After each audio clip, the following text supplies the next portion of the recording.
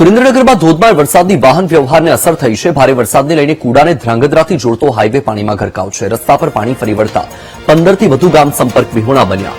સત્તાપરનો dam overflow થતા આ ઘટના બની છે। દ્રશ્ય તમારી ટીવી સ્ક્રીન પર સુરેન્દ્રનગરના કે જ્યાં ધોધમાર વરસાદ બાદ આફત સર્જાઈ છે, કારણ કે ભારે વરસાદને લઈને કુડાને ધ્રાંગધ્રાથી જોડતો જે હાઈવે છે એ હાલ પાણીમાં ગરકાવ જોવા મળી રહ્યો છે અને ભારે વરસાદની અસર વાહન વ્યવહારને થઈ છે, કારણ કે જે માર્ગ છે એ માર્ગ પાણીમાં ડૂબી ગયો છે અને પાણીમાંથી લોકોએ પસાર થવું પડી રહ્યું છે। એક્સક્લુઝિવ દ્રશ્યો વીટીવી ન્યૂઝ આપને બતાવી રહ્યું છે। જે રસ્તો છે એ જાણે દરિયામાં પરિવર્તિત થઈ ગયો હોય તે પ્રકારની પરિસ્થિતિ છે। સત્તાપરનો ડેમ ઓવરફ્લો થયો છે, તેના કારણે આ પરિસ્થિતિ સર્જાઈ છે। વધુ માહિતી આપી રહ્યા છે સંવાદદાતા સચિન। સચિન, ભારે વરસાદ વરસી રહ્યો છે, તેની અસર વાહન વ્યવહારને પણ થઈ રહી છે, માહિતી શું? બીજો વાત કરવામાં તો સુરેન્દ્રનગરના ધ્રાંગધ્રા અને કુડાળો વચ્ચે રોડ ઉપર પાણી ફરી વળતા હાલ વાહન ચાલકોને ભારે મુશ્કેલીનો સામનો કરવો પડી રહ્યો છે અને 15 થી વધુ જેટલા ગામોને પણ મુશ્કેલીનો સામનો કરવો પડી રહ્યો છે તેવું દ્રશ્યો પણ સામે આવ્યા છે।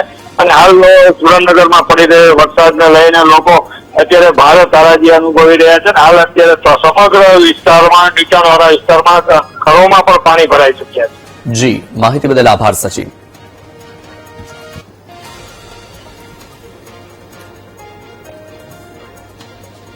સુરેન્દ્રનગર જિલ્લામાં મેઘરાજાની ધમાકેદાર બેટિંગ જોવા મળી રહી છે। સાયલા અને આસપાસના વિસ્તારમાં ધોધમાર વરસાદ છે। સાયલા પંથકમાં અંદાજે 5 ઇંચ જેટલો વરસાદ નોંધાયો।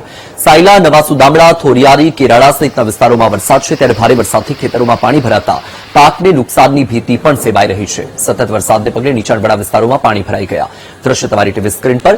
સતત વરસાદી વાતાવરણ, ત્યારે સાયલામાં જળબંબાકારની પરિસ્થિતિ છે, ખેતરોમાં પાણી ભરાઈ ગયા છે, પાકને નુકસાનની ભીતિ પણ છે। એક્સક્લુઝિવ દ્રશ્યો વીટીવી ન્યૂઝ આપને બતાવી રહ્યું છે। સુરેન્દ્રનગરમાં સવારથી જ વરસાદની શરૂઆત થઈ ગઈ અને વરસાદની શરૂઆતની સાથે જળબંબાકારની પરિસ્થિતિ પણ થઈ ગઈ છે। આજે સુરેન્દ્રનગર સહિતના જે વિસ્તારો છે એ વિસ્તારને મેઘરાજાએ માનમાં લીધા છે।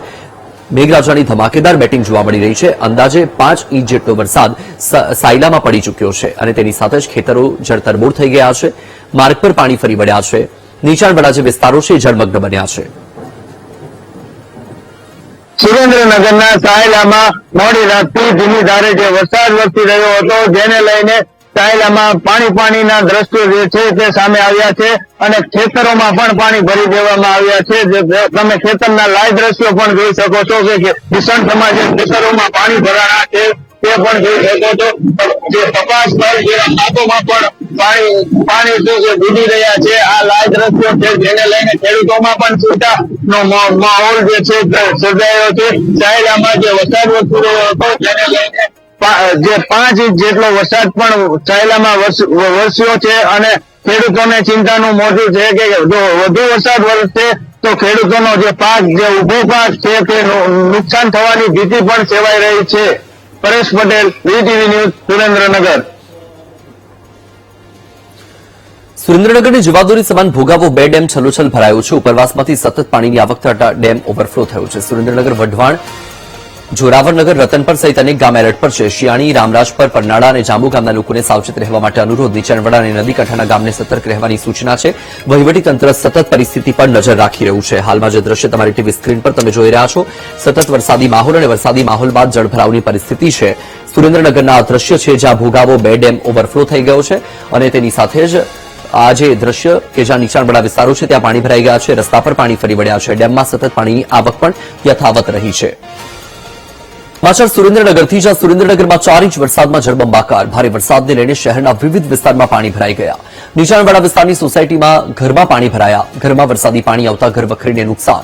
ઘરમાં પાણી ઘૂસવા છતાં કોર્પોરેટર ફરક્યા ન હોવાનો પણ સ્થાનિકોએ આરોપ લગાવ્યો છે। દ્રશ્ય તમારી ટીવી સ્ક્રીન પર સુરેન્દ્રનગરના કે જ્યાં 4 ઇંચ વરસાદ અને તેની સાથે જળબંબાકારની પરિસ્થિતિ। ભારે વરસાદને લઈને શહેરના વિવિધ વિસ્તારમાં પાણી ભરાઈ ગયા છે। નીચાણવાળા વિસ્તારની સોસાયટીમાં પાણી ભરાઈ ગયા।